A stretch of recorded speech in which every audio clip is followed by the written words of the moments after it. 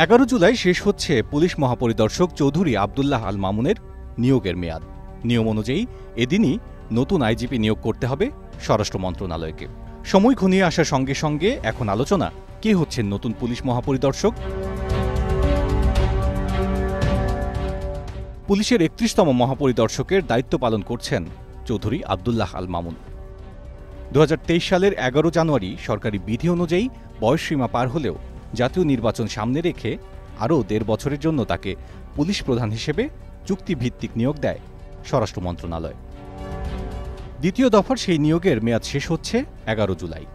নিয়ম অনুযায়ী আগামী 12 জুলাই থেকে দেশের প্রায় 2.5 লাখ পুলিশ সদস্যের প্রধানের দায়িত্ব পালন করবেন নতুন আইজি। এখন আলোচনা, মহাপরিদর্শক হিসেবে কি নতুন মুখ পাচ্ছে বাংলাদেশ পুলিশ, নাকি অতীতের সব রেকর্ড ভেঙে টানা তৃতীয়বার আইজি হিসেবে দায়িত্ব পাবেন চৌধুরী আব্দুল্লাহ আল মামুন। চৌধুরী আব্দুল্লাহ আল মামুনের জন্ম 1964 সালের 12 জানুয়ারি সুনামগঞ্জের শাল্লা থানার শ্রীহাইল গ্রামে। শিক্ষাজীবনে চট্টগ্রাম বিশ্ববিদ্যালয় থেকে সমাজবিজ্ঞানী স্নাতক ও স্নাতকোত্তর ডিগ্রি অর্জন করেন তিনি। বাহিনীতে যোগ দেওয়ার পর কর্মজীবনে অতিরিক্ত ডিআইজি, অতিরিক্ত আইজি হিসেবে নানা সময়ে পদোন্নতি পান চৌধুরী আব্দুল্লাহ আল মামুন। এরপর সিআইডি প্রধান এবং র্যাবের মহাপরিচালক হিসেবেও দায়িত্ব পালন করেন। সবশেষ 2022 সালের 30 সেপ্টেম্বর পুলিশ মহাপরিদর্শক নিযুক্ত হন আব্দুল্লাহ আল মামুন।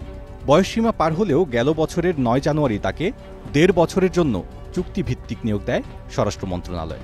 আগামী 11 জুলাই দ্বিতীয় দফায় চুক্তিভিত্তিক নিয়োগের মেয়াদ বাড়িয়ে তাকে তৃতীয়বারের মতো আইজি করা হতে পারে।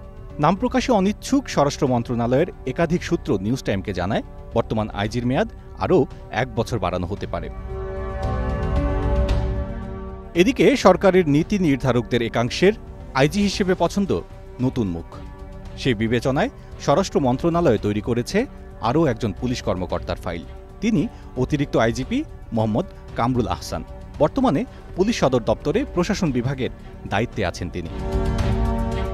অতিরিক্ত আইজিপি মোহাম্মদ কামরুল আহসানের জন্ম 1966 সালে চাঁদপুরের মতলব উত্তর উপজেলার ইমামপুর গ্রামে।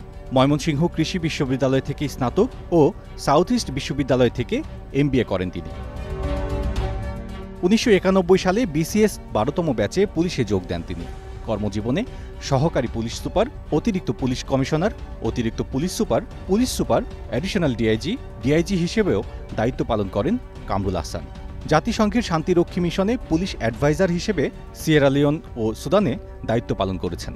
জঙ্গিবাদ ও সন্ত্রাসবাদ দমনে গড়ে তোলা পুলিশের বিশেষায়িত শাখা অ্যান্টি টেররিজম ইউনিটের প্রধানের দায়িত্ব পালন করেন কামরুল। বর্তমান আইজি চৌধুরী আব্দুল্লাহ আল মামুনের চুক্তিভিত্তিক নিয়োগ আরও 1 বছর বাড়াতে প্রধানমন্ত্রীর কাছে সুপারিশ করেছে স্বরাষ্ট্র মন্ত্রণালয়। পাশাপাশি নতুন মুখ হিসেবে অতিরিক্ত আইজি মোহাম্মদ কামরুল আহসানের ফাইলও আছে প্রধানমন্ত্রীর কাছে। তিনিই চূড়ান্ত সিদ্ধান্ত দেবেন কে হচ্ছেন পুলিশের নতুন মহাপরিদর্শক। সামদানি হক নাজুম, নিউজ টাইম, ঢাকা।